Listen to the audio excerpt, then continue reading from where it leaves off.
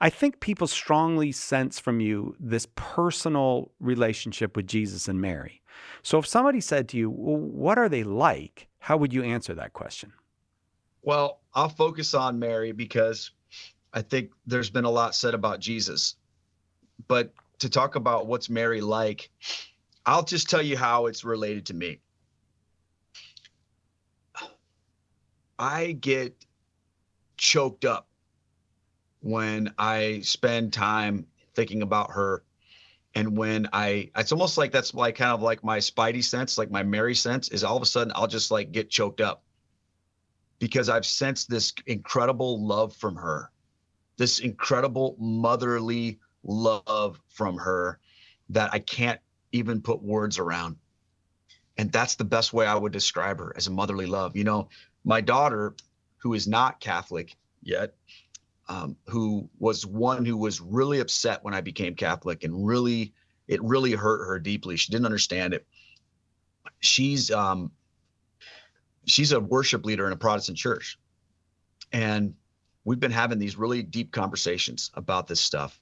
And she asked me one day, "I'm not Catholic, but is it okay if I pray the rosary or I ask for Mary's intercession?" And I said, "Absolutely, you can do that." And I gave her a miraculous medal one day. I just felt called to give it to her, even though we had already had the throwdown, years ago about stop with the Catholic stuff. We were in a little different space. And I gave it to her, and she sent me a picture later that day wearing it around her neck, a miraculous medal, and she showed it to me. And I just felt overwhelmed with joy. And then she came over and she was talking to my wife, and we were talking about this, and she said, "I was praying and asking for Mary to help me. And she said, I felt a motherly hug, but it wasn't from you." Yeah. Looking at my wife, Right, I right, felt right. a motherly hug that was not from my mother. And at that moment, and there had been some other stuff that had happened around Mary with my daughter that I had been praying for that had some kind of miraculous things that had happened. But at that moment, I just let go of all of my anxiety over her. And she become Catholic. She's not become all of that. I was just like, okay, Mary's got her. Yeah. And I completely trust her with that. So she's a mother. She's a loving mother. And where that intersects with me, it just tends to make me really emotional, which is, I'm not normally that kind of guy. Yeah, but I think yeah, there's I suppose men and women relate to mothers differently, but we both need mothers, and it's so gracious of God that He gave us one. Amen. Well, I two. look at her like a gift. I Yeah. really do. I think about John 19 when Jesus gives her to John. That was not about just making sure she had a place to live. Why does John need to tell us that? You know, first of all, if she had other kids, then that's unnecessary. But second of all, I mean, John himself tells us there were many things that could have been written that weren't written. Yet he includes that. Behold your mother. And from that day on, he took her into his home. There's bigger things going on there than just, well, this is where she stayed the rest of her life. We don't need to know that. But we do need to understand that that was a gift given in that moment at the foot of the cross, that she was given the gift of the church to be her community, of course, in that way, and that role as the mother. But then she was given to the church to be the mother. And that's exactly how I would describe that. But that's so different from how you lived before you're Christian. I mean, like there's so much beauty in Protestant Christianity, but that's not part of it. These saints everywhere. Yeah, it's something that I think they're missing. And I feel badly for them for that, because I've seen how powerful that is. One of the things we got to do earlier this year was when we were traveling, we got to go and spend time with a family that has 3 little girls. And we were meeting this family for the first time. And these 3 little girls were so excited to come talk to us about their favorite saints.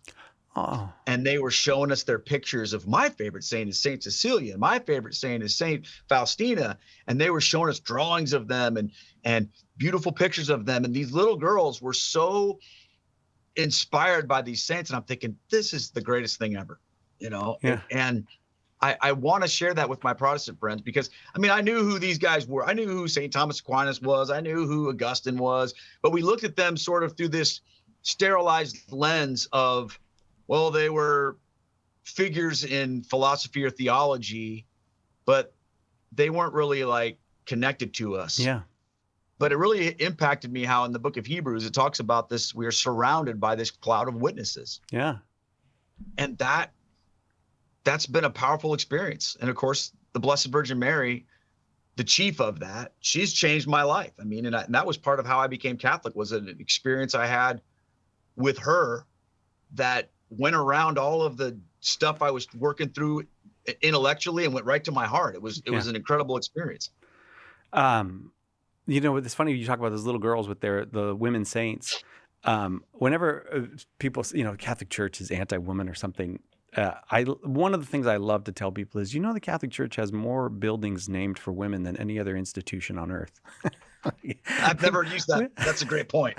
Like you could, everywhere you go, Catholics have named their buildings after women. So, all right. So let me ask you about Mary and Jesus before we finish, if I may, because I think the thing that surprises the convert, and in some way we're all converts, but the surprise of conversion, of the turning of the heart to Jesus, and Mary is the same, because it's the turning of the heart to a person, and then she turns you right to Jesus. I want everybody to know that, but that the surprise, I think, of conversion, when it's conversion of the heart, is what they're like. That is, I always thought you were going to be this way, but you're this way. And that, I think, it's almost like if you've ever known, like, people who go, oh, you should meet Bob. Bob's great. Bob's this, Bob's that. And you're like, I'm sick of hearing about Bob. And, Bob sounds like, I don't know what Bob. And then you meet Bob and you go, oh, that's what Bob is like. This is why this person loves Bob.